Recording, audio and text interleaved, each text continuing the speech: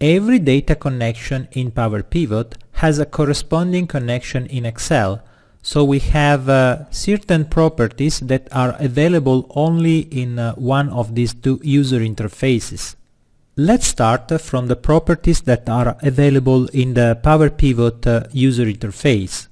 In the Power Pivot window, you can see the connection properties by opening the list of existing connections and clicking on Edit on the connection that you want to see. Other than the very basic properties that you see in this user interface, in this dialog box, you can see more advanced properties clicking on the Advanced button.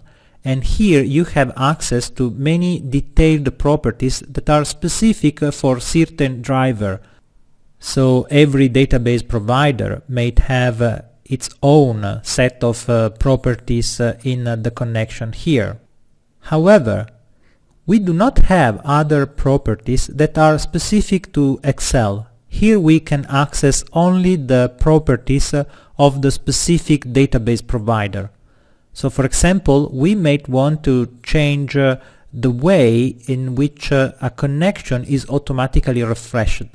So the problem that we have in this example is that we have a table that contains data for only 2 years.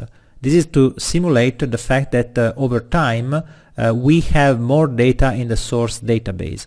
So if we take a look at the fact sales table, you can see that we have data starting in 2005, but the last day available is the last day of December in 2006.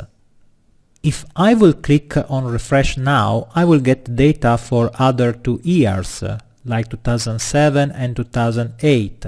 However, my need is to automatically refresh this table as soon as I open the Excel workbook, and I cannot obtain this feature in Power Pivot directly. I have to go in the connection in Excel.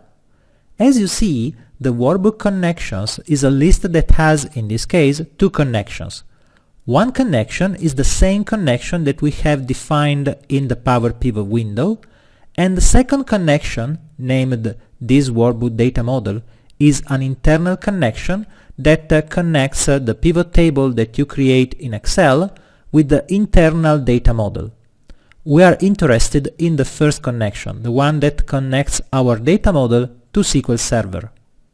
Selecting the SQL Server connection and clicking on Properties, I access the Connection Properties dialog box that offers a few features that are not available in the Power Pivot window. One is refresh data when opening the file, that allows me to automatically refresh this workbook when I open the workbook itself. The other, that we do not see in this demo, is refreshing data in a certain period of time, that is expressed in minutes. We enable the refresh data when opening the file. So as soon as we open this workbook again, we will see the other 2 years that are available in SQL Server.